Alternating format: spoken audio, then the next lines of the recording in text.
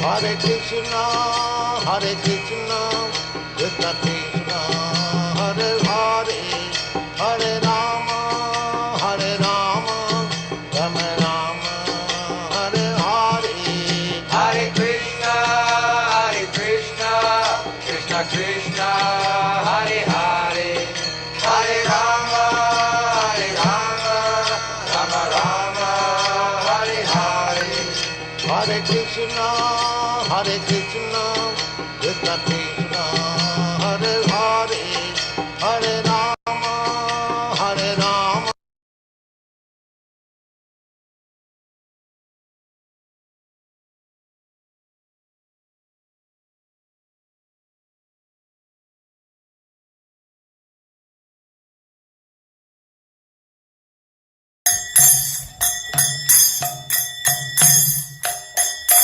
Jaya Radha Madhava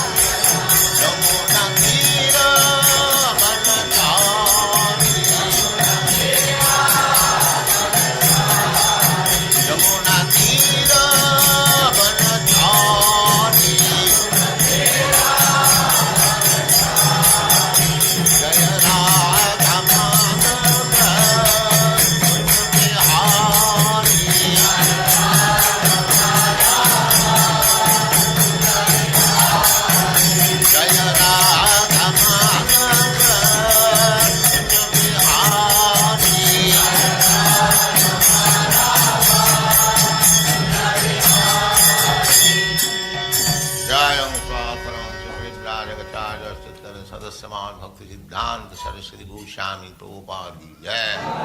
Ananta Koti Vaishnavindra ki jai. Namacharya Srila Haridas Thakur ki jai.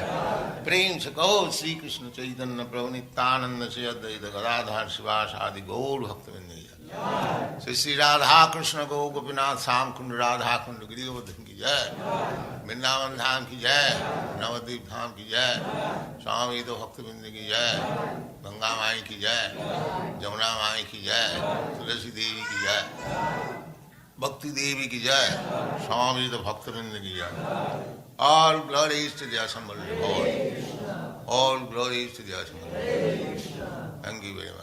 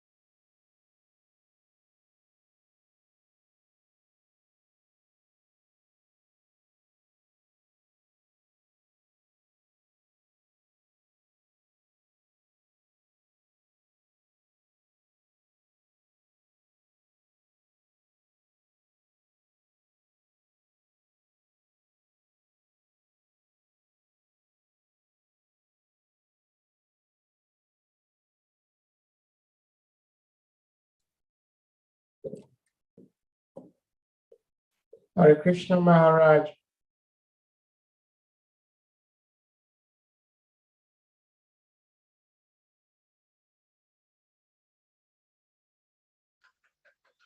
Hare Krishna, can you hear me now? Yes, Maharaj, we can hear you. Okay, Okay, you're welcome. Thank you so much, Maharaj. you're welcome. Okay.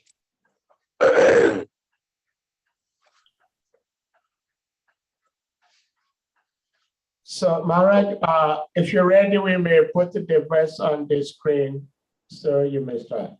You do what? I'll put the verse on the screen. What is the text of today? It's 1:14, I think it's 32. Huh? Sorry, let me check.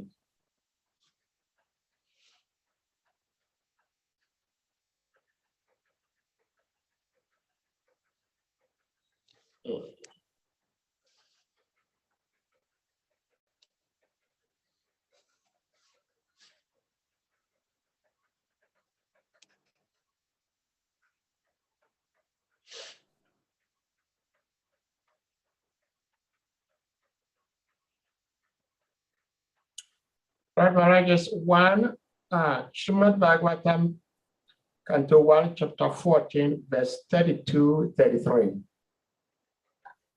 32 to 33? Yes, Maharaj.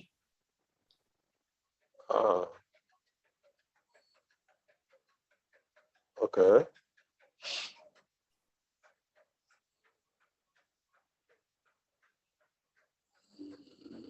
Just a minute.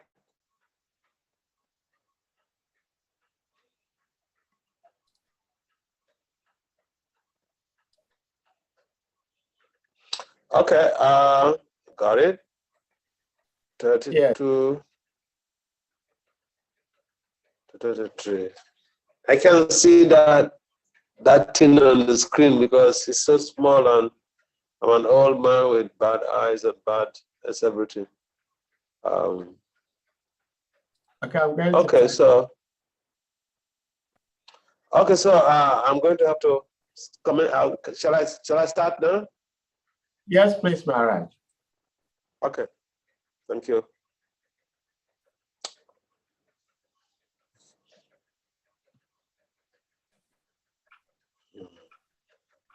Om Namo Bhagavate Vasudevaya. Om Namo Bhagavate Vasudevaya. Om Namo Bhagavate Vasudevaya. Narayanam Namaskritya Naram Cheva Narottama Devim Saraswati Vyasat Tato Jaya Muttirai Nasta Prayesva Bhadresu Nityam Bhagavata Sevaya Bhagavati Uttama Sloke Bhakti Bhavaiti Naistiki. So SRIMAD Bhagavatam, Canto 1, Chapter 14, Text 3 to 33. Tataiva Nuchara Sure Srutadevo Davadaya Sunandananda Sishanya Yechanye Sattata Sabha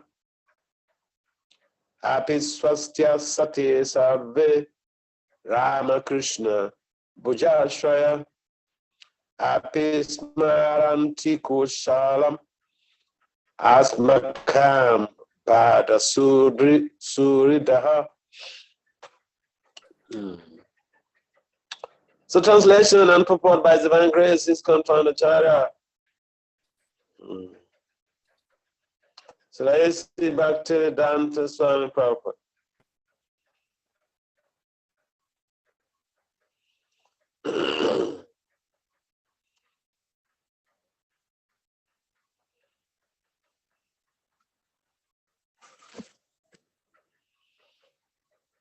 Also, Srutadeva,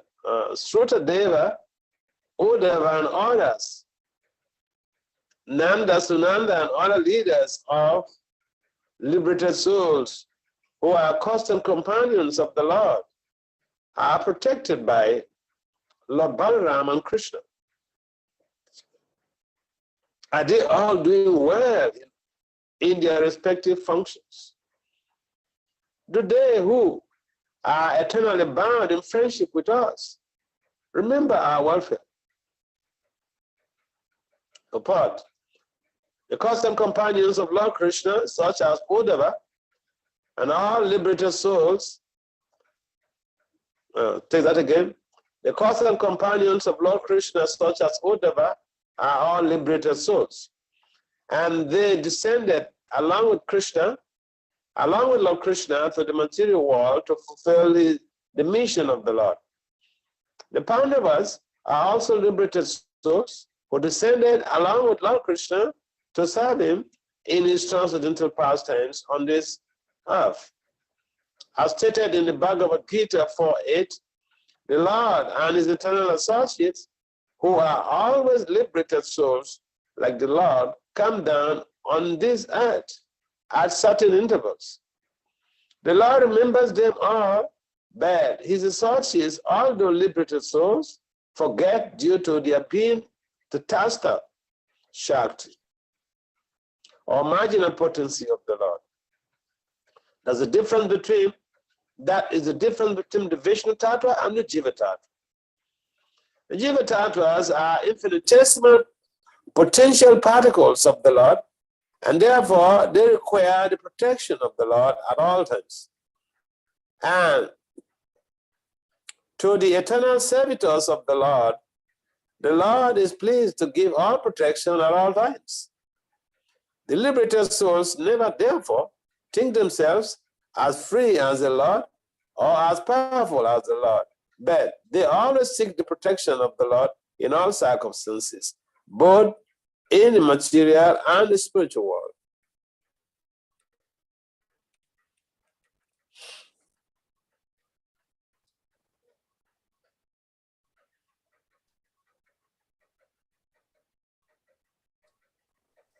This dependence of the liberated souls is constitutional, for the liberated souls are like sparks of fire that are able to exhibit the glow of the fire along with the fire and not independently. Independently, the glow of the sparks is extinguished, although the quality of fire or the glowing is there. Thus, those who give up the protection of the Lord and become so-called lords themselves out of spiritual ignorance, come back again to this material world, even after a prolonged tapasya of the severest type. That is a verdict of the Vedic literature.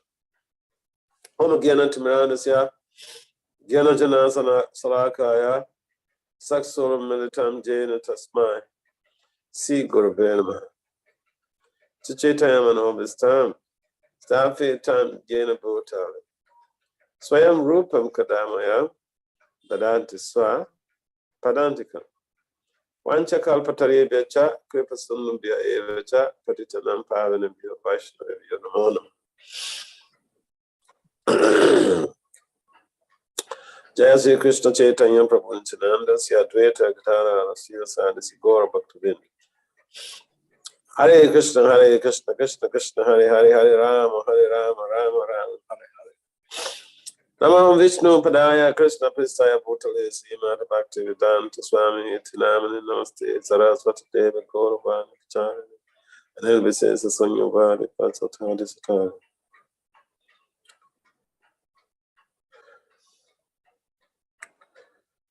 So,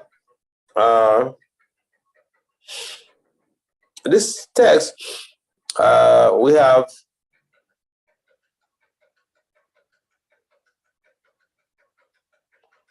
an understanding of some of Krishna's intimate friends. So in the Krishna Lila, and here in the text is mentioned that Sutadev, Uddhava, and others. There are different classes of Krishna's friends, and some of them are very close to him, Priyatama. Some of them are close, and some of them they have a preview even into Krishna messages. So each time these devotees, these amazing souls, these liberated souls. Now there are two types of entities. There is a liberated entity. There is a liberated soul. Eternally liberated souls. And the eternally bound souls, Nitya Bada. So the Nitya Badas, like myself, we live a very unconstitutional life. We want to be away from the protection of the Lord. We want to do our own things, and eventually we'll find ourselves in a very unpleasant development, a very unpleasant situation. All of the jivas, the conditioned souls, the marginal part of the marginal, marginal potency of the Lord, they belong to this category, Nitya Bada, eternally conditioned. It's not really like eternally, but because of the prolonged process of having to be entangled, and sometimes even not realizing that we don't belong here, it makes it feel odd. It makes it feel awkward. It makes it feel very absurd. But anyway, who cares? People don't really care about the fact that we are Nitya Badas. We are conditioned, we're totally conditioned in this material world. We feel comfortable in this material world because we're having some type of sukha from the suffering.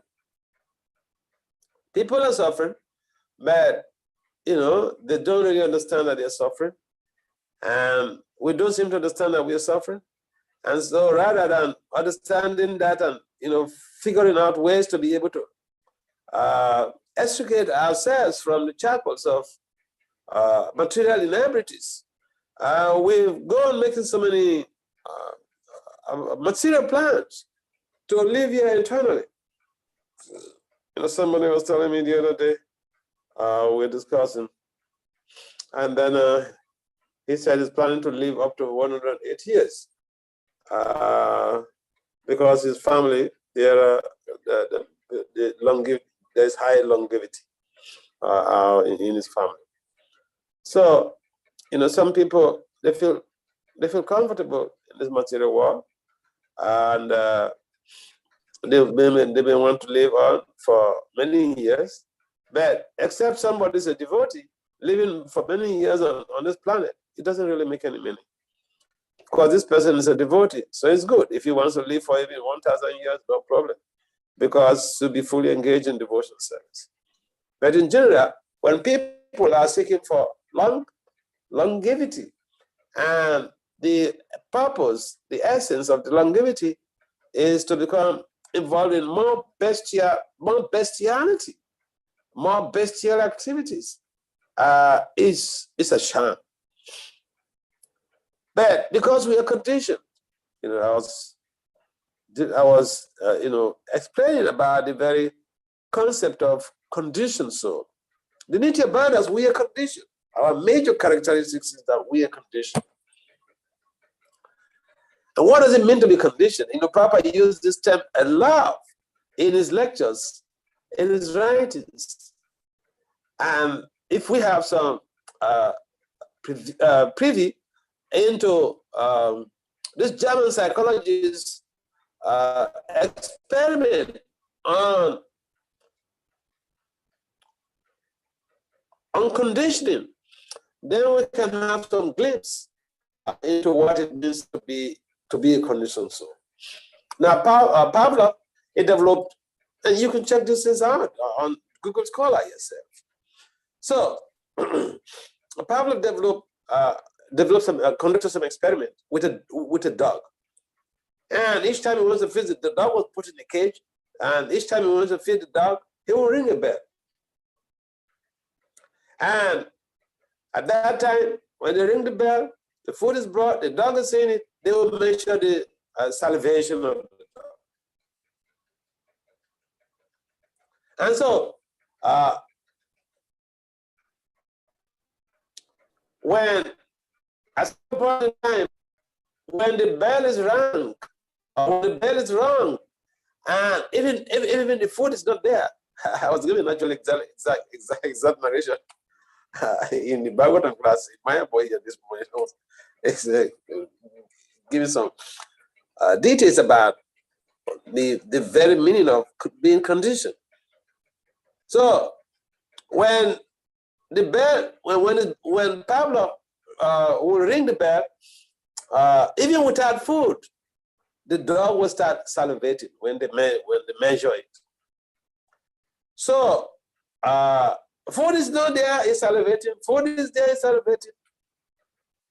So it's like the very concept in the SRIMAD Bhagavatam of Pashena Pina Pajati. Even after knowing, after seeing that this is horrible, we get involved in it. We are doing it. So to be conditioned is our major conditioned life is our major characteristics. That is how we are defined. Because we tend to shy away from activities relating to the Lord. Whereas these eternally liberated souls, they accompany the Lord wherever the Lord is going. They are his associates, they are his retinue. And just like the head of state or the head of government, or a king is going to somewhere, they go with a retinue. People who accompany them, people who have to appear, go to the place even before them, and all this stuff. So the Lord is also like that. Each time the Lord is coming into this universe, he comes with his retinue. And this retinue, in some cases, the demigods, some cases, these are eternally liberated souls who are always with him in the spiritual world, and descended to the earth planet, or descended into the material world to facilitate the transit into pastimes of God. So the fact that this is important is seen that Prabhupada, even the Vedic literature takes VASUDEVA takes time to delineate even in details the names of these very personalities. So I was listening to a lecture on Ananda Vrindavan Champa, and this a pastime where Lord Krishna was bound with rope by Maharaj Soda. And so that morning, actually, that morning, actually, Balaram and his mother, Rohini, they Upananda had invited them, and so Upananda's wife had invited them, and so they went off to Upananda's wife's Upananda's home. And so it was Krishna. Balaram was not there, but Krishna was tied with a rope. So Rohini has taken Balaram for an invitation, and then when Krishna got tied up, I remember one of the things he was soliloquizing was that Rohini, you left me here, and here I am. I have been tied up. If you were here, I wouldn't have been tied up. This wouldn't have happened. So, Nanda Maharaj has a whole extended family, Sunanda, Upananda, and they have their own children. And so, they have this system where the children, it's still something very dominant in India and parts of Africa. Extended family system is there. Uncles come to invite the child and invite the kids to their home to play with the other kids and to eat and whatever.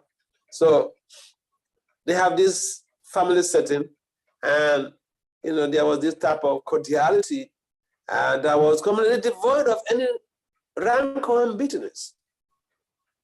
It was replete with friendliness, comradeship, and deep, loving relationship was what was prominent in those relationships. And so, Papa mentions in the purport how when the Lord is coming into the material world to enact his pastimes, the liberated souls who belong to the Jiva Tattva. Now there are two things. Liberated souls are also the Jiva Tattva. Now there is the Vishnu Tattva and then the Jiva Tattva. Now the liberated souls, yes, they are thoroughly liberated, but they are not in the position of the Lord. They are his answers, his part and parcels.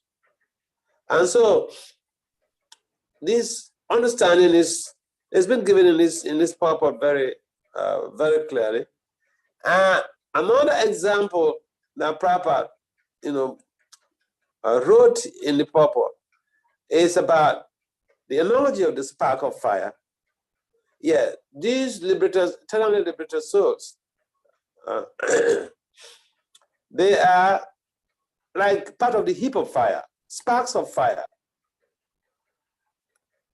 But they always stay glued to the heap of fire. Why? Because as a Jiva Tattva, if the spark of fire, of the spiritual spark of fire, leaves the main heap of fire and becomes independent, it will be, diminished. It will be gone. And this you can just watch over a heap of fire, put up a heap of fire, and you see the sparks that jump up from the fire, and then they become extinguished. So Prabhupada gives that example that the jiva who is always under the protection of the Lord implies that they don't become independent. They don't get away from the heap of the fire. And so as long as we are dependent on the Lord, as long as we take shelter of the Lord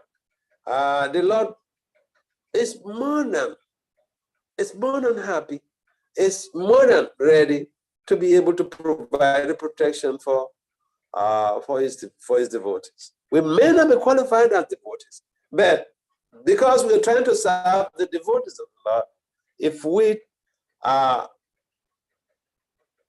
dependent on the protection of the Lord readily, very readily makes that provision available.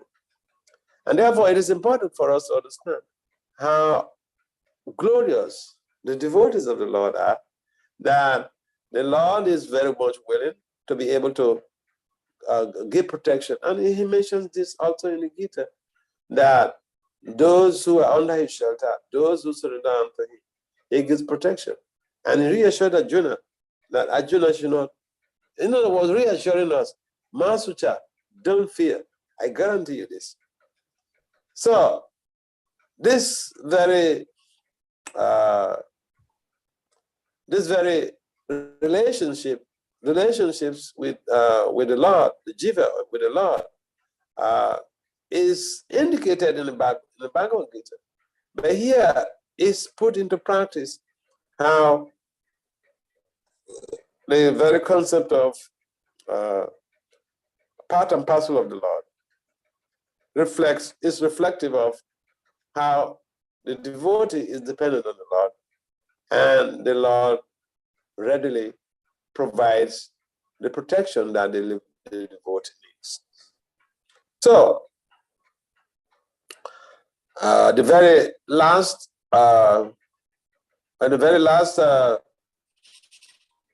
portion of the text of the purport, Prabhupada emphasized those who give up the protection of the Lord and become so-called lords themselves out of spiritual ignorance, come back again to this material world.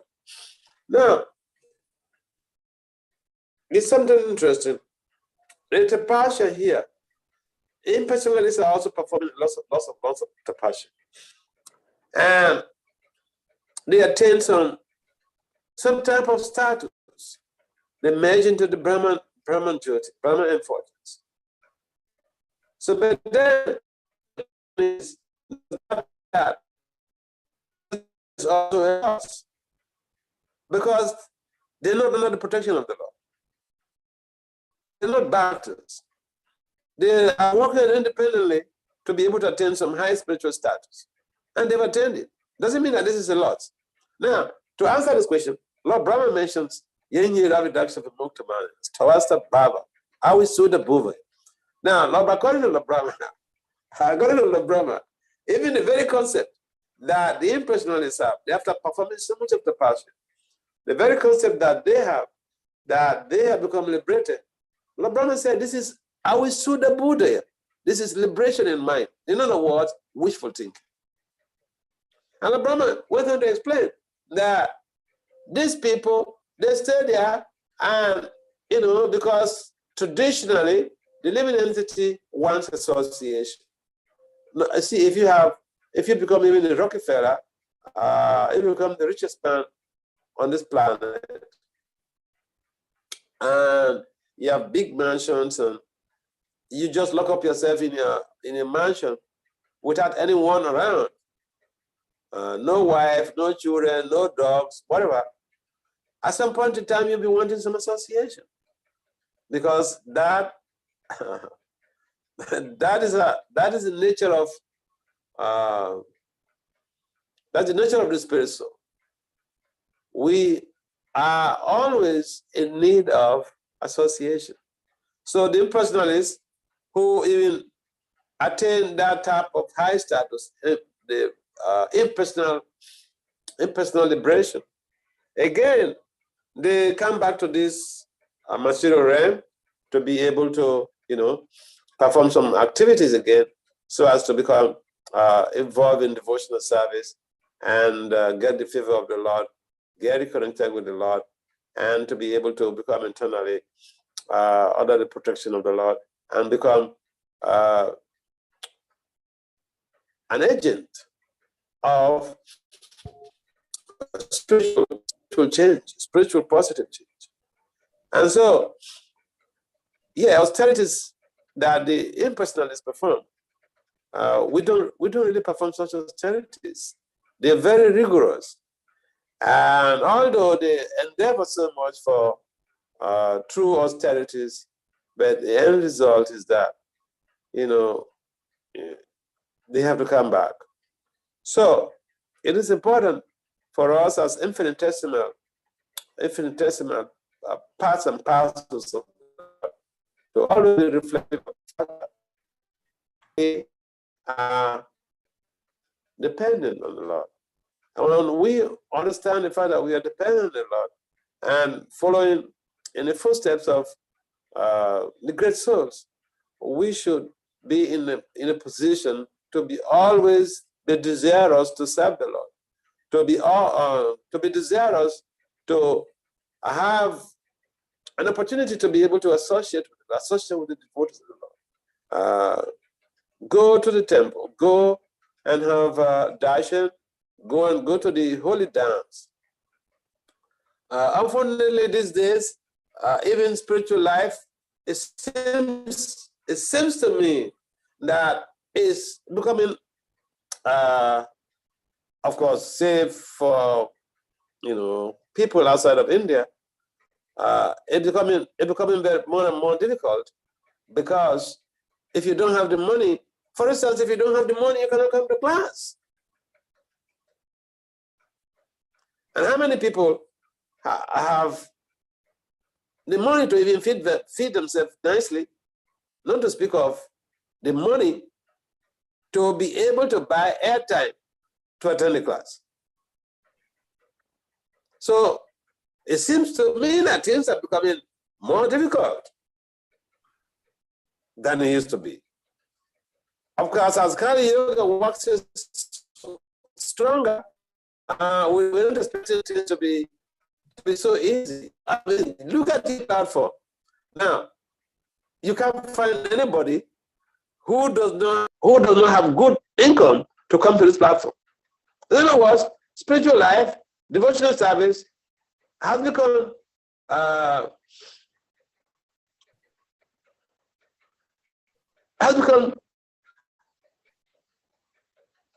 privilege for the rich.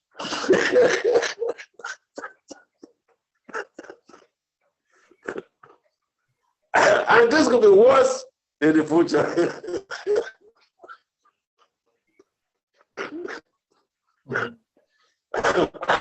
So,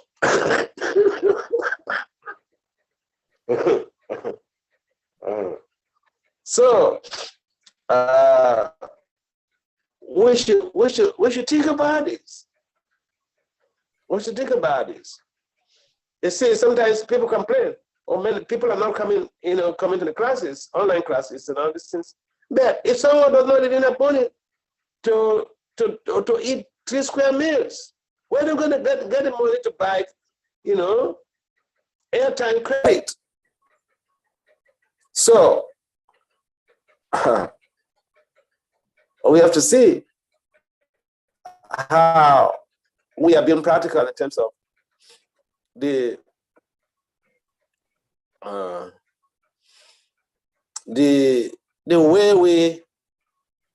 way we structure our system so as to be able to be more accommodating in terms of how people can actually become closer to Krishna. Of course, we may say temples are there, and even the temples, even to go to the temple, sometimes people don't even have the money to go to the temple. They don't have transport money. You can't believe it. Just because you have the money to drive around in the car, Just because you have the money to buy airtime, everybody does not have that. Every aspirant devotee does not have that. So there is challenges that the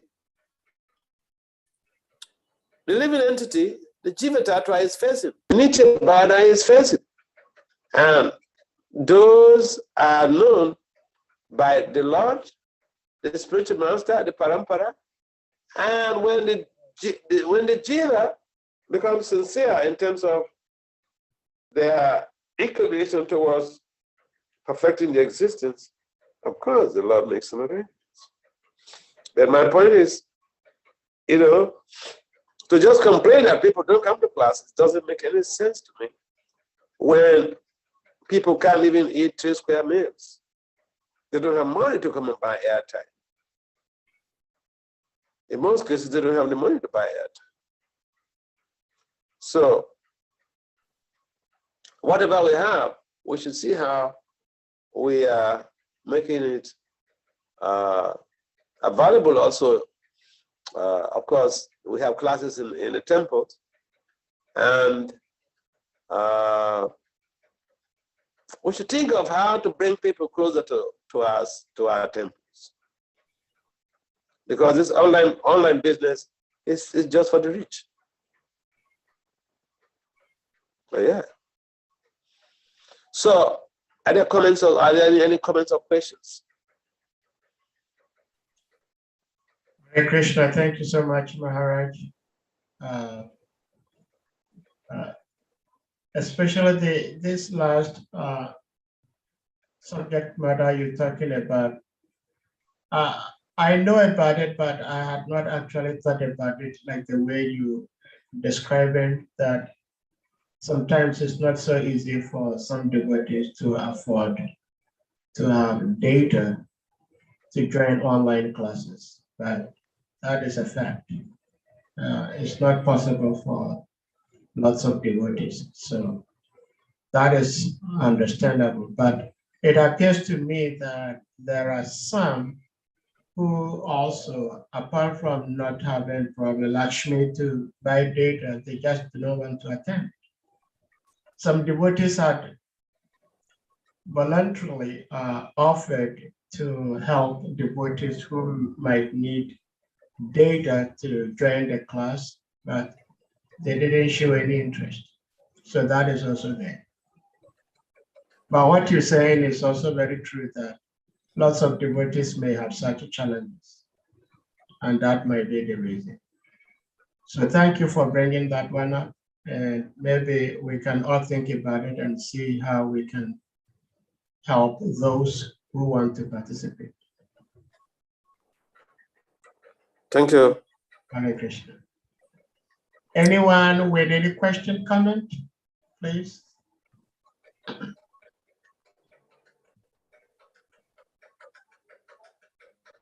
See, Maharaj, okay, Oladimeji, please unmute and go ahead, please. Hare Krishna, Maharaj. Hare Krishna.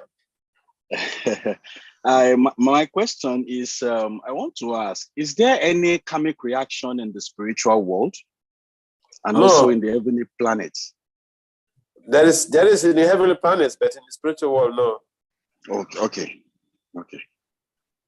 Thank you very much, Maharaj. Planets, it's just what do you call? A heavenly planet is a place where everything goes on, except that the facilities are better off. I mean, it's like somebody who is living, what do you call? Who is living in the slums of Lagos. Another person is living in Nikoi or Victoria Island in big mansion. So those who are residents of the heavenly planets, they are also part of the material world. So there is karmic reaction. In fact, there are sometimes abominable activities are carried out by the residents, some of the residents of the heavenly planets. Even the king of heaven Indra.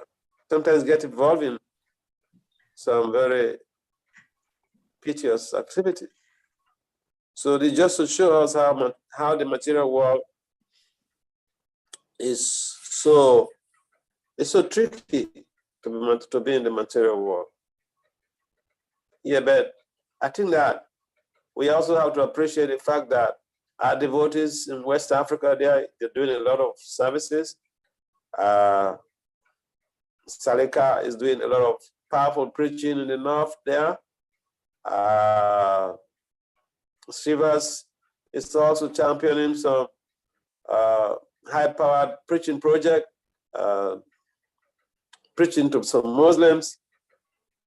And of course, Gyan Sakshu should, in fact, he should be, he's already, he has disciples all over the world. So I don't know why he's not been given a chance to just even initiate.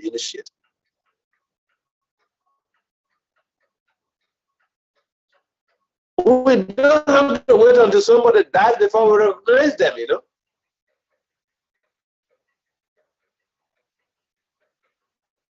Jesus is doing so much.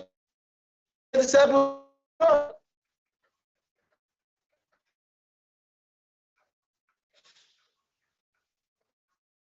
So I think that is another thing that the leaders, local leaders there should think about. If preaching, if someone has attained that type of high status, he should be motivated, he should be encouraged to do even higher. This is my humble opinion. So sometimes we like to complain, but there are so many opportunities, and I kept mentioning this. If we don't have any enthusiasm, we don't have a motivation, or we don't have the skills to preach, we should not just, sit back and, just complain. When there are some devotees, they are doing marvelous. And Prabhupada is rewarding them abundantly.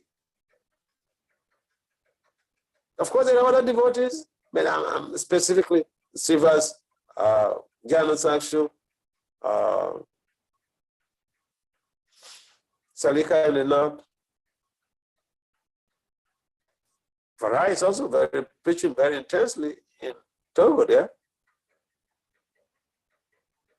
So we have people who are preaching there. We should not always look at the bad side of things. We should not always look at our weaknesses. We should also look at the areas that we are excelling and have the self-motivation to be able to move. So back to your question, heaven is not a very safe place. You can go, somebody can be in heaven and get into trouble. So there is karma there. Thank you so much. Any other question? Yes, can I put proper place on mute? Yeah, Hare Krishna Maharaj, thank you very much for your lecture. Even though I was not stable in the beginning, I was here and there, but I was listening. But you mentioned about the Nitya Siddha and Nitya Vadas, and you were explaining something about them. My question is, I want to ask two questions. One is regarding to the living entity. Sometimes there is this argument about where the souls come from and all the rest. But for me, I don't have any problem, because even in the description of the creation, that the soul came from Mahavishnu. I don't have problem with that. But some people still want to believe that although the soul can be coming from the spiritual world also, no problem. But Mahavishnu also is a supreme personality of Godhead. So if some souls who have been going inside him and coming back from, according to the relativity of time, his time is the biggest time in the universe, it can look like eternal also. So maybe some souls are coming from him eternally. I don't know. I want you to expatiate more on that. And the second one is regarding to your last comment It's regarding to your last comment about those who are doing some nice preaching should be encouraged. I think from my own understanding and observation in Africa, Africans generally, we have this problem of envy and pull down syndrome. And if it's not me, no, it cannot be someone, it cannot be anybody else. So it's true. It's true that there were so many potentials among us who are individually doing wonderful. And if such individuals come together and really put the energy collectively and with their creative thinking, I think ISKCON can control West Africa. But like Guru Maharaj mentioned the other day when he was preaching, but Kali will not allow us quarrel. Oh, I'm better than you, I'm more senior than you, and all these things. So I want you to throw more light on this. Although you can say maybe it's fault finding, but what I'm trying to say is that yes, this individual, they are doing wonderfully, but is there any organized way of bringing people together who are very intelligent and qualified in preaching, and let them think, SWOT analysis, what are our strengths, what is our weaknesses, what is our opportunities, what is our threats? Let us put that together, let us exploit and preach and bring so Chaitanya Prabhu. So Maharaj, I would like you to throw more light on this. Thank you. All right. Can you repeat your first question, please? One is about the jiva coming from. I say I don't have a problem for the jiva coming from Mahavishnu. Even according to, are you okay with that, or I should continue? No. I mean, it's okay. Let me interject here. I remember one day I was at Delhi Temple, the main central temple in Delhi, Sisirada Patasarati. So somebody came to me and said, and was asking me that the jiva, where does the jiva come from? I said, what did Prabhupada say?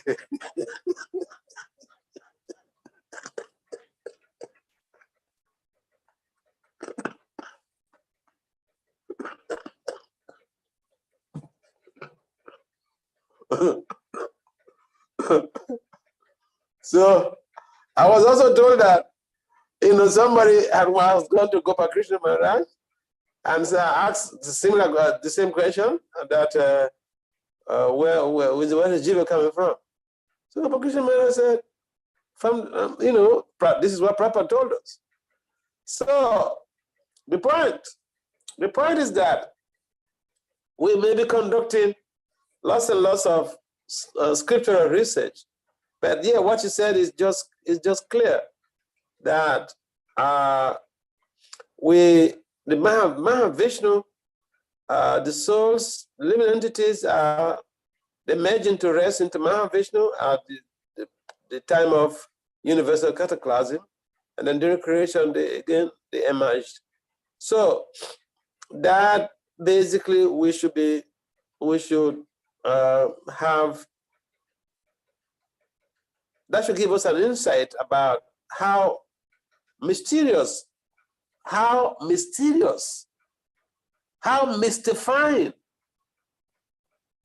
the very concept of the soul is. And you require, it's like you require perfected souls like Prabhupada to give us some glimpse into what is digestible. So yeah, it's there in the Bhagavatam that during universal cataclysm, the living entities are absorbed in the body of Mahavishnu, and when it's time for creation, then again the living entities emerged from there. Now, for me, all these arguments that people make, they're not my problems.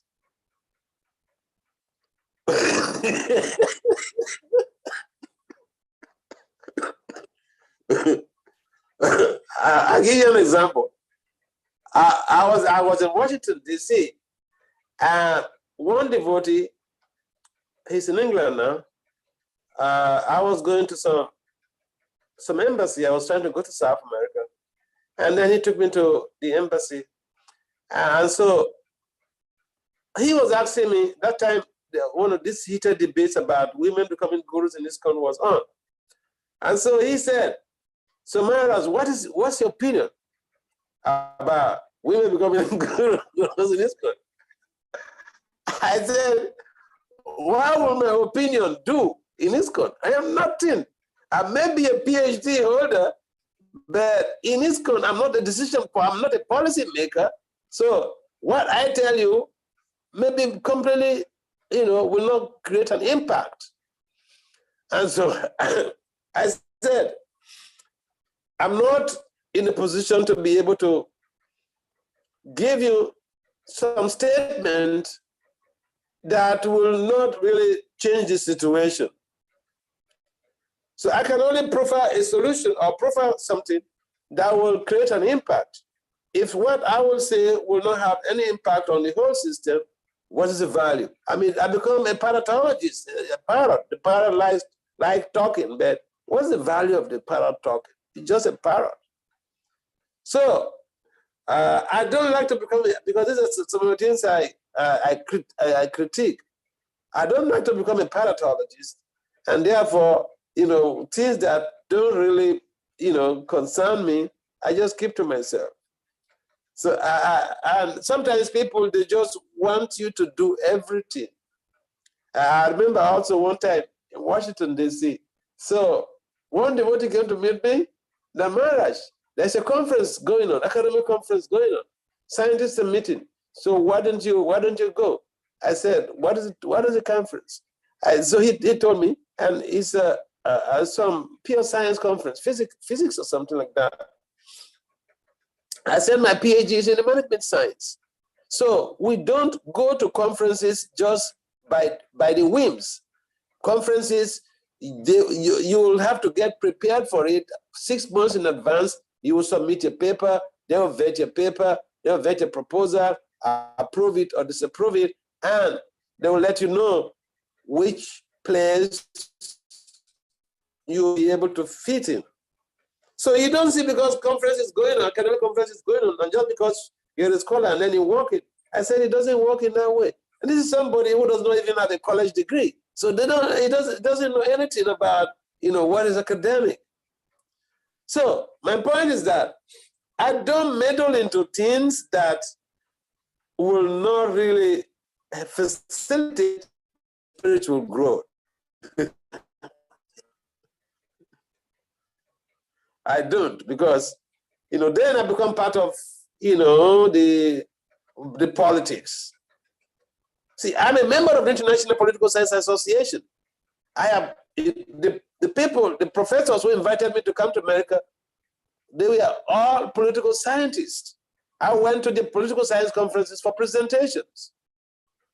But I am not a politician. I'm a political scholar, but I am not a politician. And so I don't want to be a politician. I don't want to be part of the politics.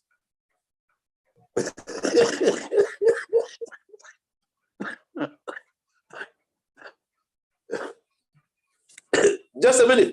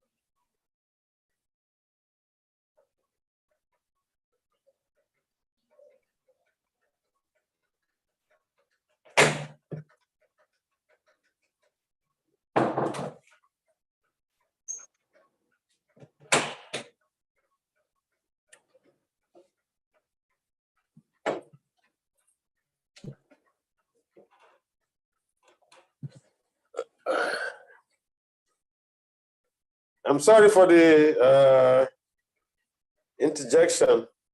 I had to pay the call of nature, you know. I'm old man with bad bladder, so. Yeah, so my point is that we should concentrate. I like to concentrate on productive issues, productive things.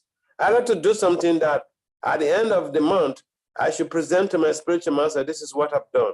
At the end of the year, I should present to my spiritual master, this is what I've done. Instead of me getting involved in policy issues, which of course I'm not a policy formulator in this country. So, bottom line is that, you know, we have our respective duties, and I'm interested more in doing whatever I can do before I leave the planet. I'm on borrowed time.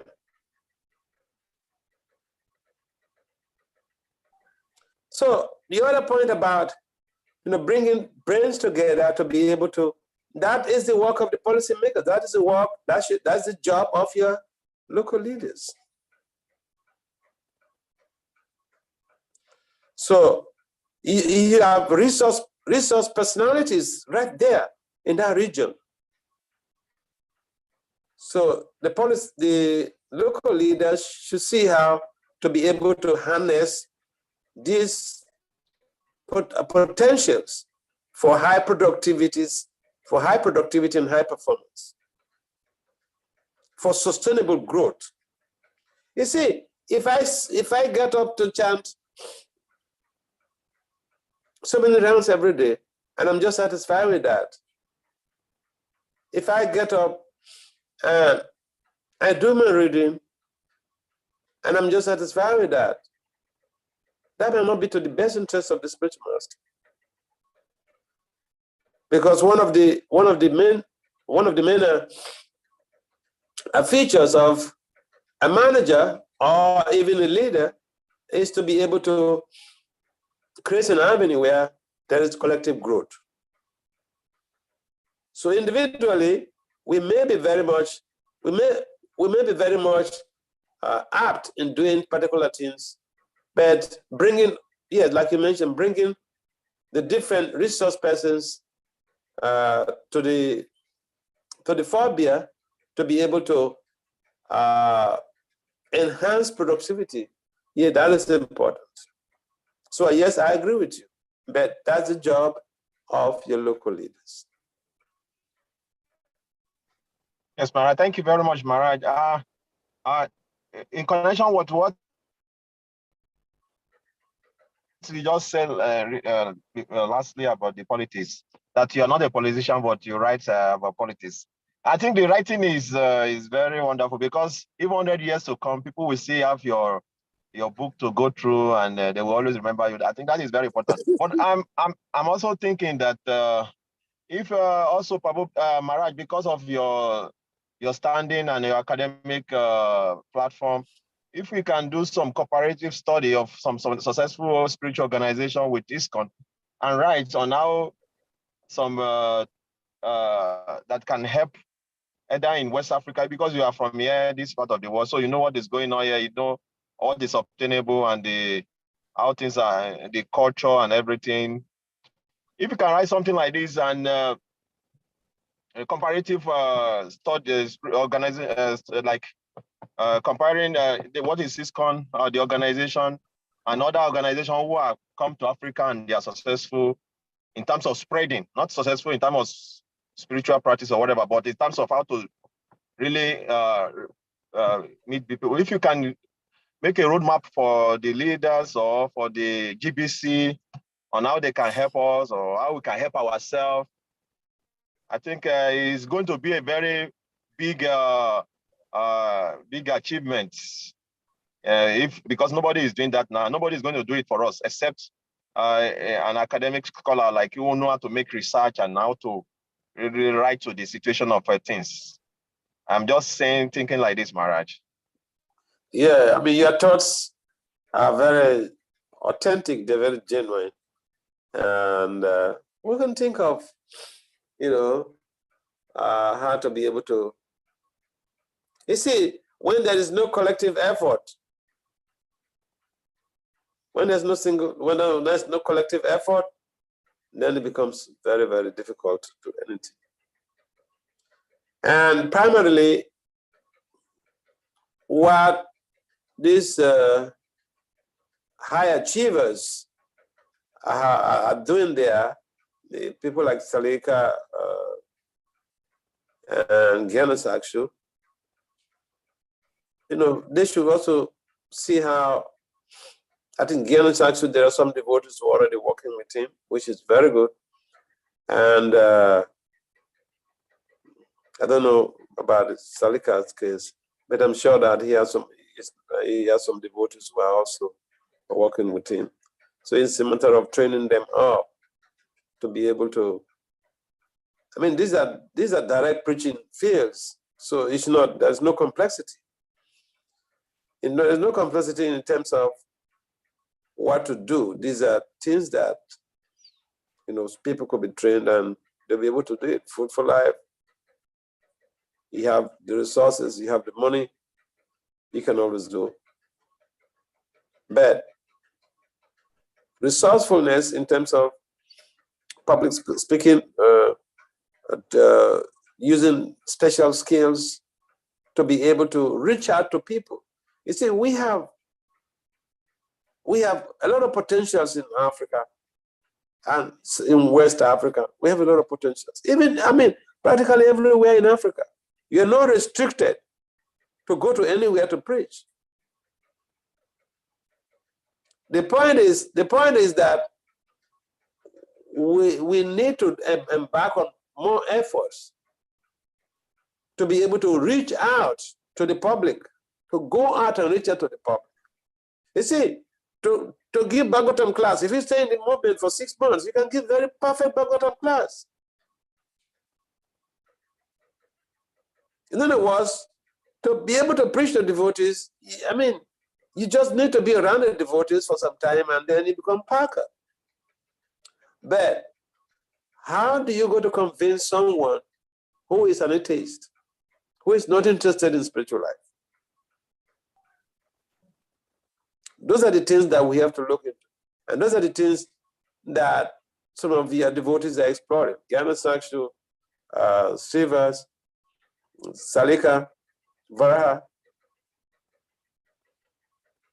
Varaha is doing a wonderful program there in the university there. So we have the resources. We could use our head for the benefit of the whole world and for uplifting our society there. But we need some more coordinated efforts from the local leadership there. You have everything that you need to work with. You just need to harness the resources, the human resources, to be able to make hay while the sun shines. You have resources there. You may say, well, we're not being allowed to be on TV. Not on TV is not the only place where you can preach. The preaching to the Muslims now is not on TV.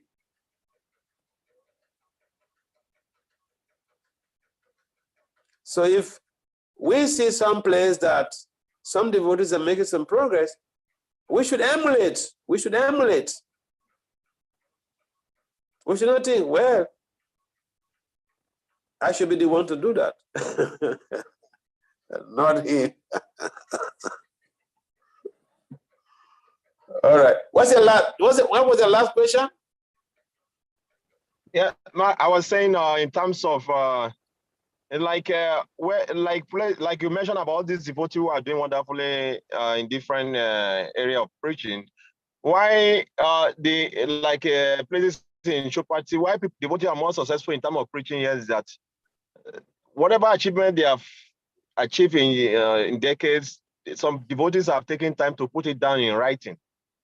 How the process is done, how it can be more exploited and all those things.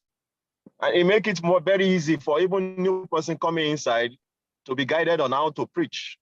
Yeah. So what I was saying is that, is there any way we can do comparative a study of organization, how the Christian, like I will give an example, I mean not Christian, like a Great Message, they have become part of Nigeria now. Nobody is looking them with scared, with kind of one corner high again. No, they have become part of the society. But we are a Christian, people still look us as we are still strange because I don't know. So all this, how did this happen? How can we go about it? That's what I'm saying. In terms of putting it down as a document that will be useful for, years to come. Yeah, I mean, the point you're making is pretty good. Documentation is good. And one of those very relevant things that we should note is that the basic things that our Guru wants us to do,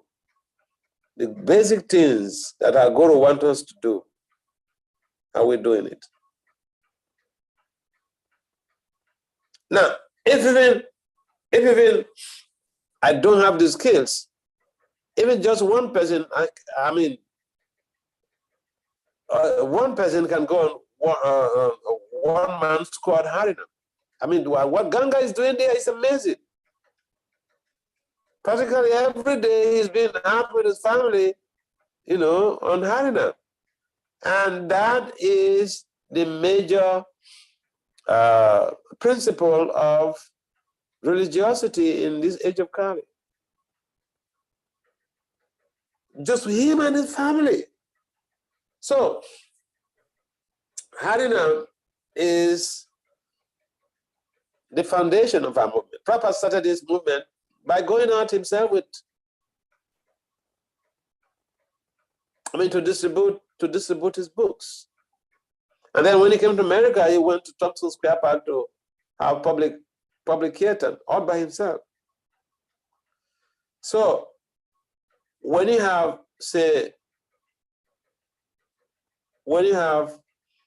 a vision that is realizable, and the followers or the community work on that vision, it becomes a shared vision. Now, when we have a shared vision, it makes it easy for sustainable success. When the vision when it's not a shared vision, then it becomes a problem. There should be some people who should be interested in going out, reaching out to people in terms of preaching. So what is going on there is just an eye-opener, just to show us that we have a lot of opportunities that we have not explored. So yeah, documenting stuff is okay, but the foundational things that our Guru wants us to do, that we should do. Our temples, they are in West Africa, they're almost empty. They're almost empty. Are we growing or are we dwindling?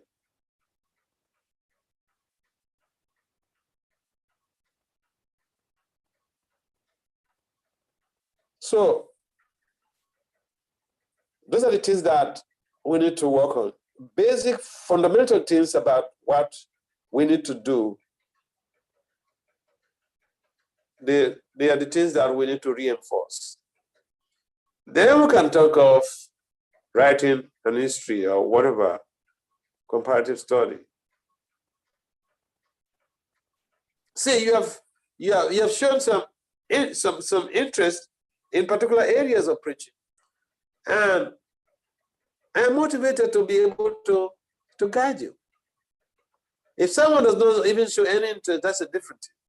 You can force a cow to the water, to the river. You cannot force it. You can lead the cow to the river. You cannot force it to drink. So we have potentials there. It's just that we need to explore those potentials. The preaching is meant for everyone. In Delhi, in most part of India, those who are living outside, like Sakshu, they preach more than the inside devotees. So we should be project oriented. We should have some projects. We should have some preaching projects. And then we can show to other people what we have done, what we are doing. Sakshu especially is doing so much. For me, you people should give me a chance to accept disciples.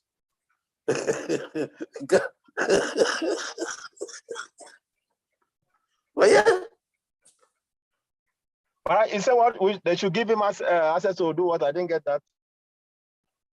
He should allow him to officially accept disciples.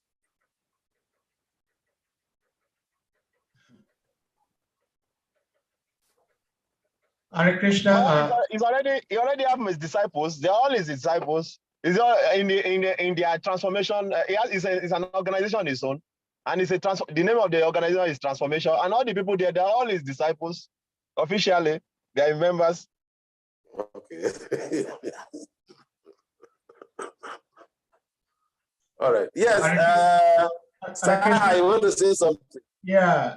Thank you so much, Maharaj. I'm looking at the time. It's getting pretty late. No, we have time. I'm concerned about your time because it's getting late.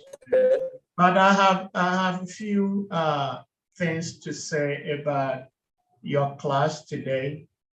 I seem not to have questions, but some comments I have. One is that, Maharaj, you yourself, you are scholarly. Even before you became formally a sannyasi, you were doing scholarly preaching. So that is your field. So I know that. So if at some point you personally decide not to engage in certain type of topics or preaching, that is also fine, because that is you as an individual choosing how you want to preach, how you want to perform your devotional service. I'm saying this because about 3 weeks or so ago, we had a debate on this platform about the originality of the soul. And that appeared to have generated some sort of disgust from some of our leadership. And my concern is that if a particular leader has a particular way of performing devotional service and wants everybody else to perform devotional services the way he performs devotional service, then there is going to be a problem. I mean, I think if somebody has a tendency to perform devotional service in a particular way, he or she should be encouraged. ISKCON is a preaching organization. So when we go out there to preach, we cannot control the questions people want to ask. People will ask us whatever they want to ask. And we should be prepared to answer their questions. That is why Srila Prabhupada has written so many books for us to study, so that when we go out there, we can preach and try to explain things for people to understand. I'm not trying to say that somebody should buy this idea or not buy that idea. But what I'm trying to say is, if someone has a particular tendency in performing devotional service, provided it is in line with our teachings, as Srila Prabhupada has given us, he or she should be encouraged. And then two is that Personally, I have a philosophy that I have labeled it the philosophy of the Moonlight Lady. Moon what? Moonlight Lady. Moonlight Lady. Yes. Fortunately for me, I was born in a village where there was no electricity. So I knew the beauty of moon, especially full moon. When there is full moon, we go out on the street, just like it's described in the scriptures, how Krishna and the gopis will go out and play. I have had a little bit of such experience. So as little boys, we go out there under the moonlight and we see women and they look beautiful. And so a man sees a very beautiful woman under the moonlight and wants to take this woman home. You take the woman home, come the following morning, the sun comes out, and you see that the woman you saw the previous night so beautiful is not that much beautiful. And so what I'm trying to say is that we can go out there and preach, which is necessary. It's important we go out there to preach. But to me, it's more important of our behavior, how we behave, because we can go out there, preach. Our philosophy is so beautiful. Whoever hears it will like to join us. You were talking about there are no devotees in the temples in West Africa because we go out there. It's a full moon lady. It's so beautiful. They come to the temple and they see completely opposite what they were told. And so obviously they will go back. Oftentimes we think these karmis are not smart. They are smart. They stay back and then observe what we do, not what we say. And so they see what we do and then they stay back. And so this is my own observation. It's not limited to one particular geographical location. It's all over the world. But if we want to try to develop our zone, like Kavi Kanapur Prabhu was saying, we have so many individual devotees. Maharaj, yourself, you also saying we have so many individual devotees doing so many wonderful things. Why can't they come together? As we speak, there are some devotees doing so many wonderful things, and some of these leadership do not want them to come close. They do not want them to come together. So that is where the problem lies. And sometimes somebody like me with a big mouth, I just don't know how to keep quiet. I will speak, and when I speak, I get labeled like I'm arrogant, I'm disrespectful. What else can I do when I see something not done right? That probably if I say something, it could be corrected. And so to me, that is the major problem, that we go out there, moonlight ladies, beautiful. Then the sun comes out, you realize that, no, I made the wrong choice because of behavior, of activities. We cannot get along. We cannot get along. And it's unfortunate. These days, if we are not careful, this guru's disciples, that guru's disciples, these guru's disciples are on one camp, these guru's disciples are on one camp. We refusing to realize that all the gurus we have in ISKCON are all working for the common interest of ISKCON, which is Srila Prabhupada. This is the problem we have. This is to my observation.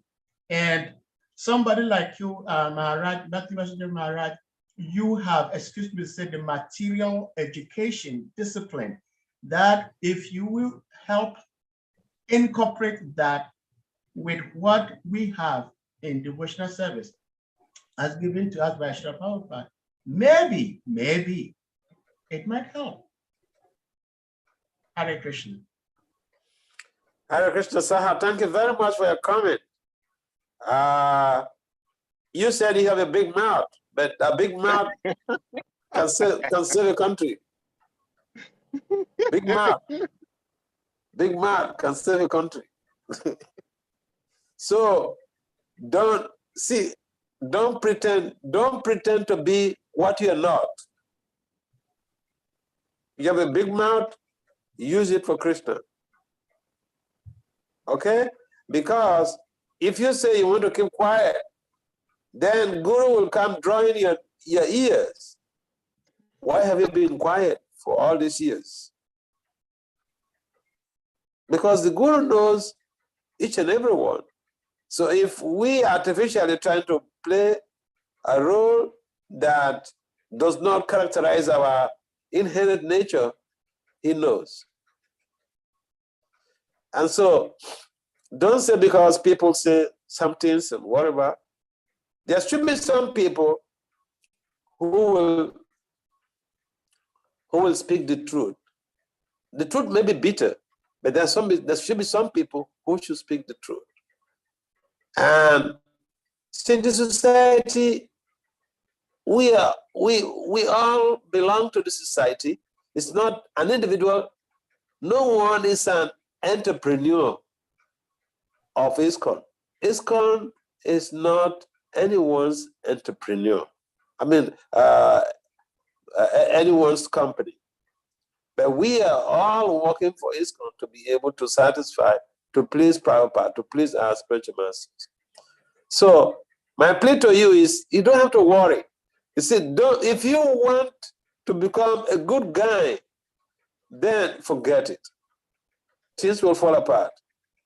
There are some people who should never want to change their inherent nature artificially.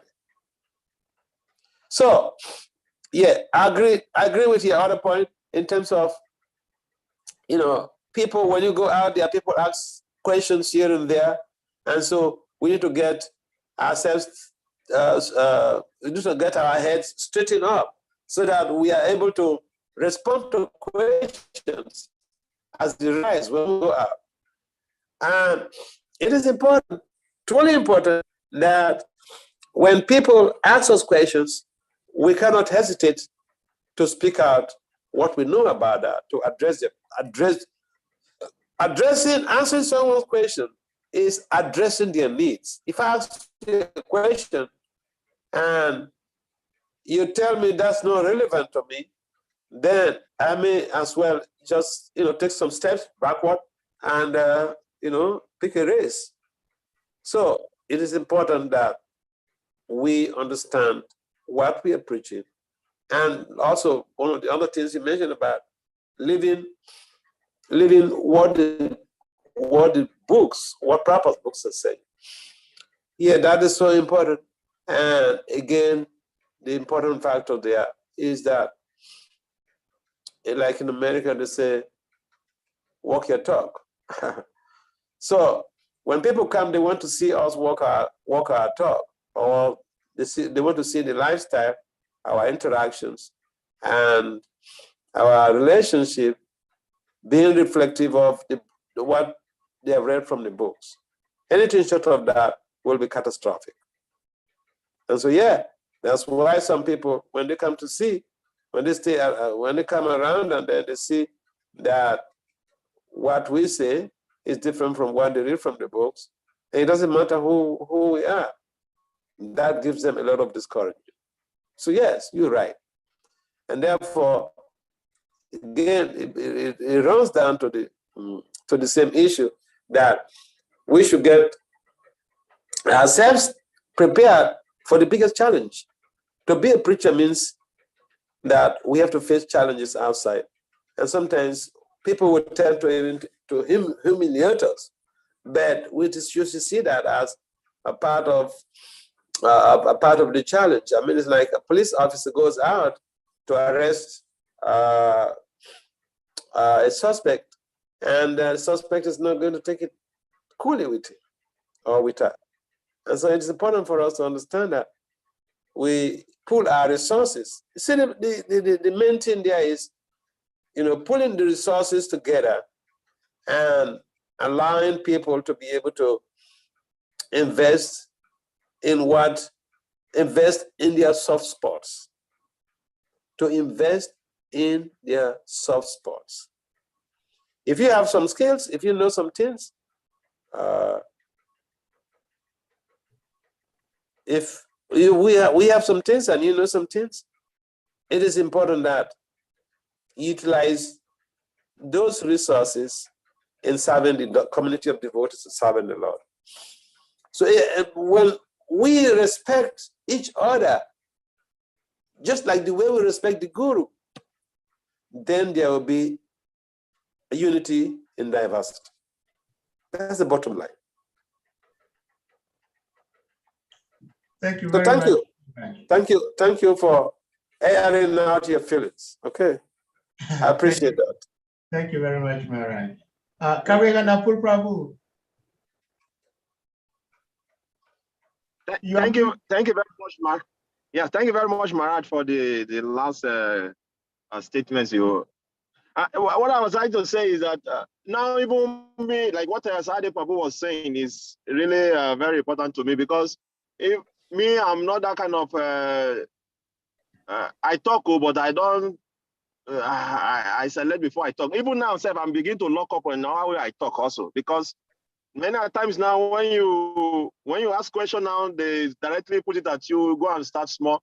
And they have forgotten that sometimes people can be traumatized, and the effect of that trauma is still following that person. And in ISKCON, we don't have sections where people who have spiritual trauma can be helped. We don't have that in ISKCON, because many preachers in the past are spiritually traumatized. You know, you in your mind, you want to preach. You put your youthful energy, you want to reach out, you think that you can conclude the word, you think that you can make everybody devotee, and suddenly somebody will just from nowhere, authority, and cut your wing, boom, and you are traumatized. And some people can go into their shell for the rest of their life. They can go inside their shell and just say, what is the need for me to save the world? If the people I'm working with cannot even see that, let me just save myself and my family. I think I will be okay with that. And when you begin to ask questions about what you feel, and maybe you are gradually coming out, and they still push you back into that your shell by telling you, go and do it. So it's a serious issue, Maharaj, because I remember many of us, we have traveled all over Nigeria trying to preach, Arinam and all these things. We have done all these things. And today, somehow, we are feeling some effects of what, because even those days when I was temple president in Lagos, when I go back into my office, what Sade Prabhu is saying, it really, come to my mind. You go there, I remember when I was in Lagos, I was speaking with the general manager of First Bank that is very close to running the temple. I was cultivating him. He said he met HARE KRISHNA in London, he loved them. Then each time I want to invite him to temple, I get this heartache that is connected to my head. If he comes, how is he going to feel? Who is the person that I will be trying to protect him from, so that the person will not contaminate him?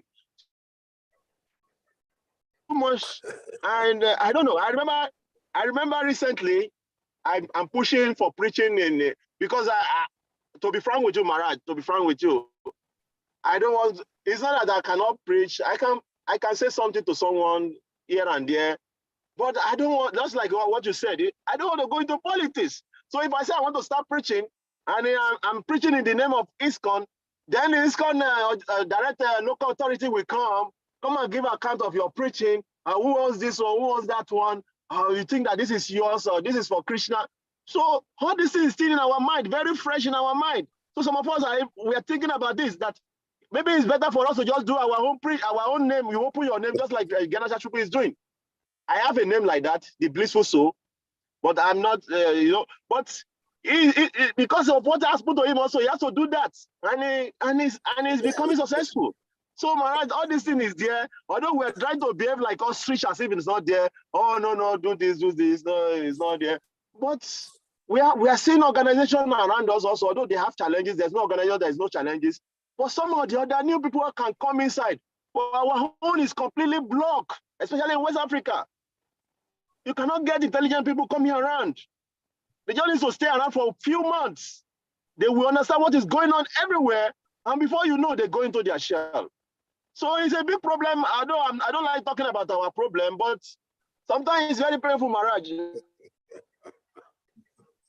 Some of us are spiritually traumatized, and we need to be.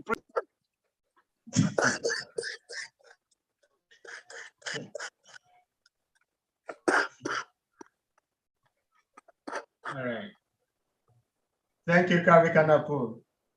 So, Maharaj, if you have something to say, otherwise, Govinda Prabhu has his hand up. Govinda Prabhu, you are muted. Okay. Hare Krishna, Sadhu Prabhu. Hare Krishna. Yeah, Hare Krishna, Vasudeva Maharaj, please accept my respectful obeisances. Hey, Govinda Ji, after many years.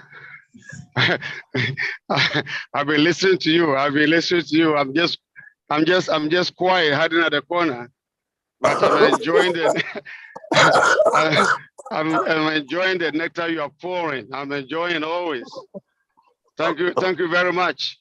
Thank you very much. Thanking me. Thank you for thanking me. But I've been hearing you, and I'm not very much happy with you also. Okay. And the reason being that whenever a question is asked to Africa in terms of our development and our organizations, you always refer to the local authorities. We should contact them. The authorities there, contact them. But you are our senior brother, and you have been trained right from the infancy in your devotional service. Now you have reached the height that you can help and to assist and to help us understand good day mood properly. And so, yes, even though you are talking to us now, but you, I don't really know that, every leader, a sannyasi, they have their different zones. But my prayer to you is that you also get involved. Because I know for sannyasis, they go everywhere. And so you can also come to Ghana, Nigeria, and all those places and give your input so that the dreams of BT Swami will be achieved, will come to pass, because you have so much to give, but you are like reluctant. Okay, the local authorities are there, but it's hard for some of us to approach them. But you be on the same level like them, you can easily get into them, and they are doing the right thing, they are doing so much preaching, they are doing so many things. But Krishna has given a gift to each and every individual. And if all those gifts are being put together, then so much can come out. And so that is my concern. Anyway, it's my concern. But number two is you have also identified some areas of development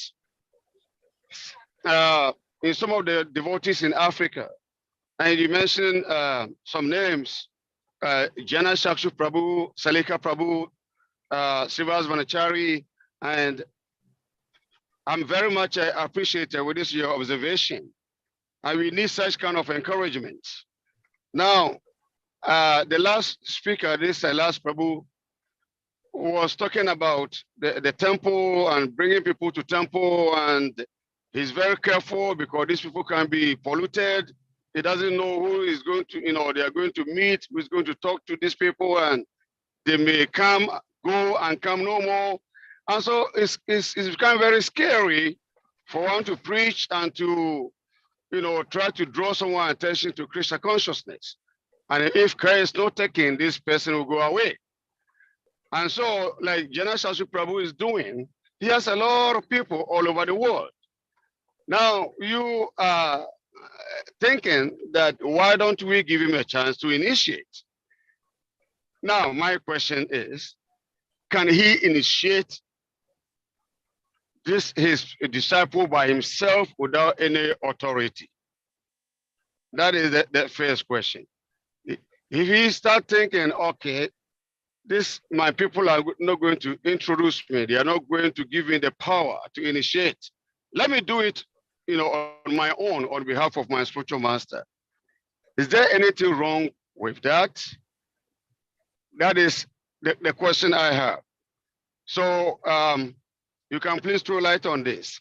That can one just come out, so okay, I'm qualified to be a sannyasi, but nobody's recommending me. Let me call myself sannyasi, let me call myself guru, because I can preach. I have a lot of people working under me. I will initiate them. And also know we are parampara system, and certain things when we start to practice is going to water the whole system down. So we don't know which one to go. So I just want you to comment about these things. It's a highly concerned thought. And so I would like you to comment on this. All right. Thank you very much, Govinda. I'd like to take your last comment. Basically, my idea of naming names of people who are vigorously preaching, making some efforts that is very impactful on society and visibly. The reason is that, when people are doing some preaching, yes, we know it is the service of Guru and Krishna. We know it's devotional service. They don't need anyone to give them some salary or whatever. But if someone is doing something great, they need some type of recognition. Even Duryodhana, he recognizes the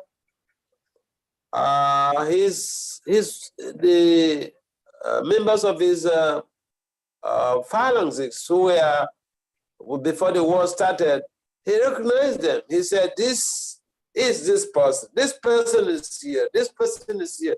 So people want that what they are doing should be sustained. And one of the ways to be able to help to sustain the services, the high input of some people, is to be able to give some motivation in terms of what they are doing, so that they have that at the back of their mind, that the sense of appreciation is coming from the organization.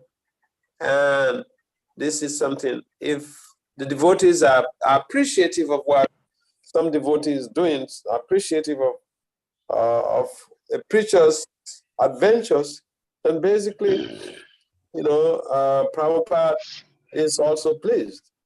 So the idea is that if someone is doing a very nice preaching, we should motivate, we should encourage the person to be able to continue with the service and move on, and so that they go on even on a higher level. It's not something else. There is no hidden agenda regarding such proposition, and the whole thing is it is the custom. It's something spiritually is a custom, materially is a custom, that we recognize what people are doing and help them to be able to move forward, so that they could even do more. So I mentioned about Gyana Saksha Sevas, their outstanding preaching there within the recent times, and this is something that need to be sustained. You need to gone forever. And so Gyanas Actual is doing a wonderful service.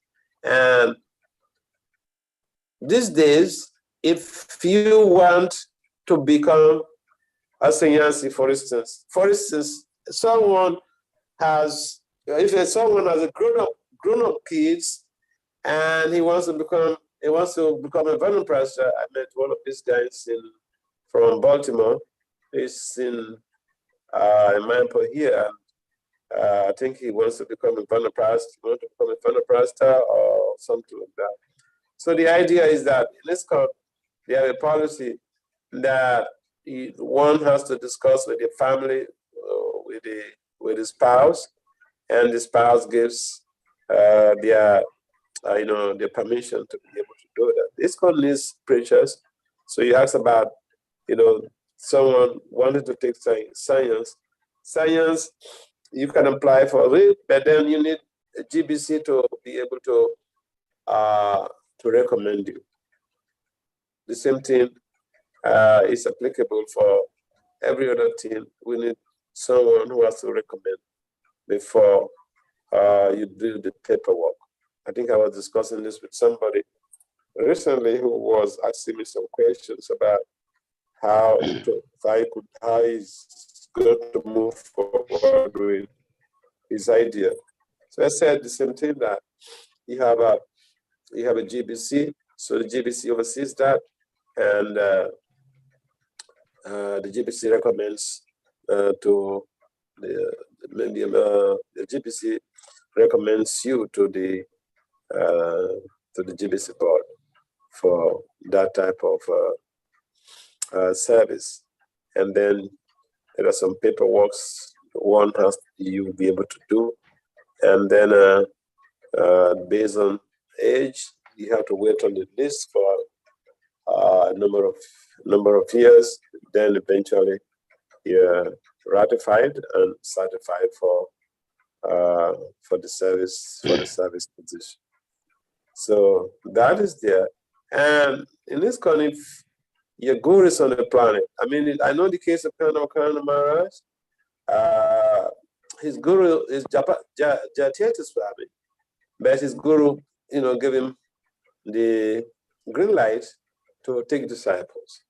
So otherwise, traditionally in the Vaishnava system, your guru is there, you cannot accept disciples. But then in case of Karna Maharaj, although Jayadvaita Swami is still very much available on the planet, he gave him the green light to accept disciples, and so that's why he's initiated. So everything is based on a process, and it requires some type of recommendation from your GBC or from your guru. Yeah, so Maharaj, thank you, Maharaj. Shri Govinda, hold on for a second, please. I beg you, in the name of Shri Guru and Krishna. There was one statement you made, and I wanted to chip in something on behalf of Maharaj, and that is, actually, we are very grateful and thankful that Maharaj is here speaking to us today, because if we paid a little bit of close attention, Maharaj is not feeling very well today, but he's still here speaking to us. And Maharaj has been in India for a very long time. He's not moved to anywhere else because he's taking care of himself. And so at this material moment, there is no way he's going to get out of India to go anywhere physically to get involved in anything. All he can do is by word and motivation. So that's what I wanted to say. Hare Krishna. Thank you, Saha, for making that clarification. Yeah, I've been in India for 2 years. Yeah. Thank you very much, Maharaj, for your first answer to some of these questions that I have. And I just need more clarification. You know, like you just explained that a situation like that where, you know, someone want to become a sannyasi or guru, he has to be approved by GBC. Yeah. Now, my question was that Your GBC has to recommend you, first of all. has to recommend you. Yeah. Yeah, but if I'm preaching, I know, you know, I'm doing well as far as I am concerned, and I have so many followers, and the GBC is not ready to recommend me. They don't even see what I'm doing, and then I decide, okay, let me just. I don't want my disciples to go away. I will initiate them. I'll give them initiation on behalf of my spiritual master. Is there anything wrong with that? No, but Because then I don't want them to go away, and the GBC is not going to recommend me. And these people, they have trusted me so much, and I don't want them to go away. So I will initiate them on behalf of my spiritual master. Is there anything wrong with that? It's not part of our process. There's something wrong with that. If you are in ISKCON, okay, like Gyanas, if you say he's having a non-profit organization, that is fine. But basically, he needs to get recommendation from his GBC to be able to do that. And if that doesn't work out, there are 2 GBCs there in West Africa.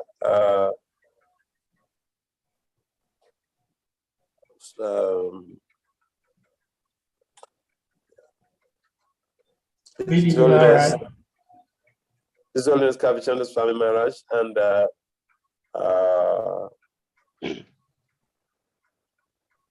Srivas. They're the official GBCs there.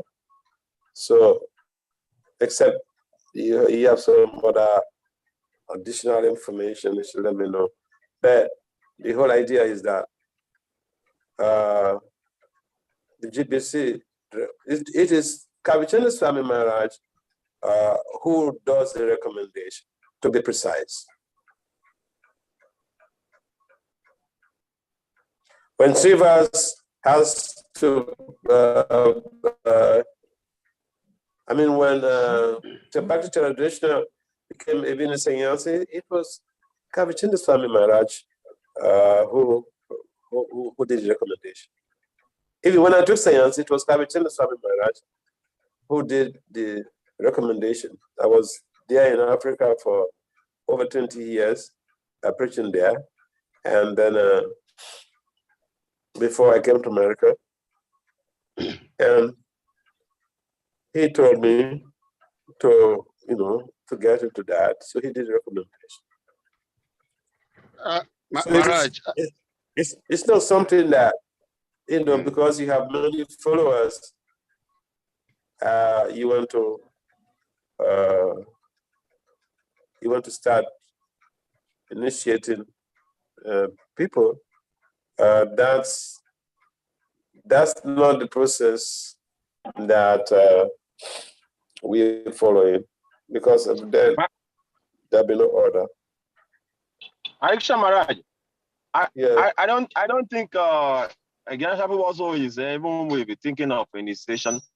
But I think mostly what Prabhu is doing. It doesn't need to think. I was saying that he's doing so much. You people should arrange for him to even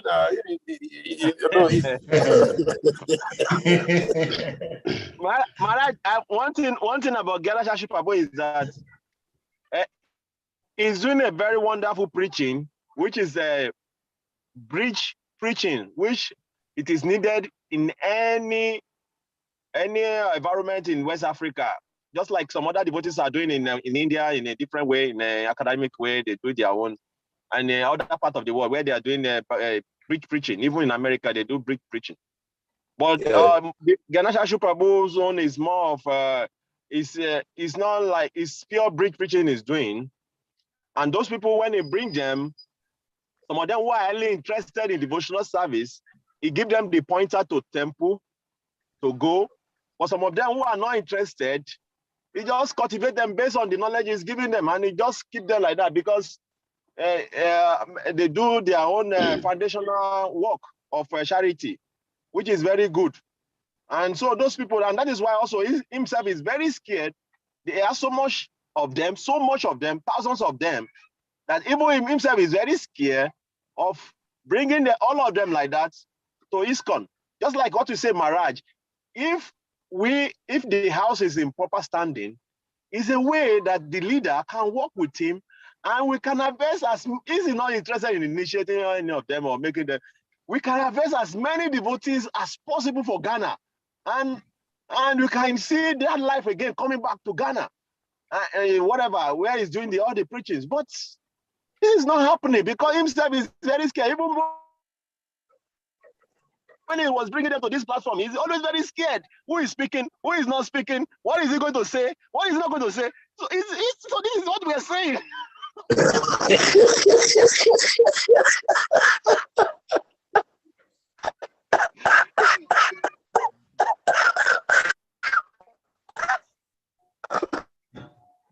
I see. I got you. I got you. You are temporarily censored. Well, Maharaj has not more than 7 minutes to go. It's really late his time. It's almost 11 o'clock. So I'm going to stick to your mouth. I did not finish my question. Okay. This has been disturbing me for some time now, and I'm glad Maharaj is here and is answering this question so nicely. Okay. I know the residents in Jagannath Puri,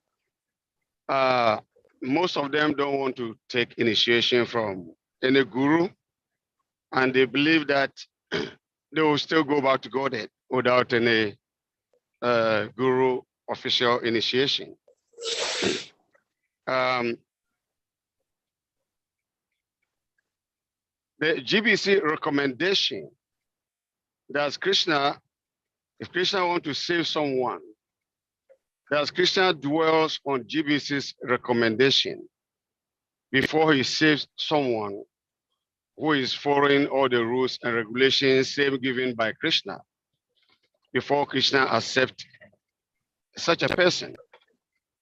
If the answer is no, then what is wrong if someone feels he's qualified and he can initiate someone, help him to chant the Maha Mantra and all that?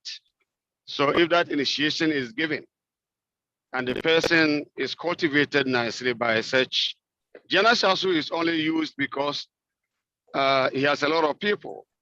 But like Kavi Kanapura Prabhu just say that, he's afraid bringing someone close to the temple because he doesn't know who is going to preach to, to that person, and the person may be polluted and go away. And so the idea is to keep the person in Krishna consciousness in the form of giving him initiation. Would I have to face any karma by doing so because I did not pass through the GBC? I know I'm initiating this person on behalf of my spiritual master. I know I'm initiating him because I don't want him to go away. Would I face any consequence? And can those people be given a chance to enter back to God without the GBC consent?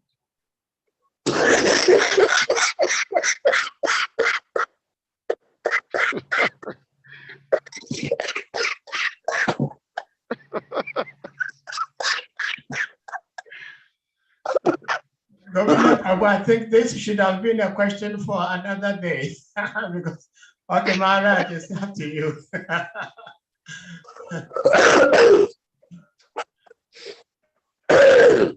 It's very late here now. Yeah. I'm in my airport. It's very late here now. So I'll beg to take a leave. We can continue this discussion in the next class. Yeah. Well, thank you so much. Okay, Maharaj. Thank you very much. But I'll wait for you. I'll wait for your class.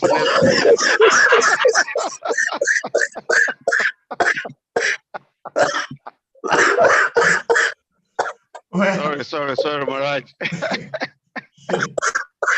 Sorry, Maharaj. I can see you are Hare talking. Krishna. Sorry, Maharaj. Hare Krishna, Yeah. Maharaj. Sorry, you seem you don't look good. You seem to be very sick. This is Hari Chakra. Yes. Chakra, I'm sick. Yeah. Oh. You can hear me coughing. You can hear me coughing now. Yeah. I can hear it. I can even hear it from your voice. Yeah. And I see it from your face also. Yeah, this is a great austerity you are doing just with this. Yeah, thank you very much. And you are still preaching to us. Yeah. Thank you, Maharaj. Okay, so thank you all. Thank you, Maharaj. And at this point, please, we're going to kindly request all the devotees to unmute, and then we chant Big Hare Krishna to express our appreciation for Maharaj being here. Maharaj, the problem is yourself, because Hare Krishna, when you are Krishna, sweet, Krishna, that's what Hare happens. Hare Krishna, Hare Krishna, Hare Rama, Krishna, Krishna, Hare Rama, Hare Rama,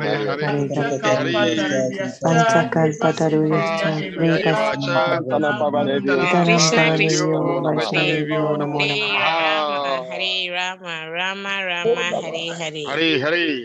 All glories to His Holiness, Bhakti Vasudeva Maharaj. Papa, okay. Yeah. Prima Samputa always call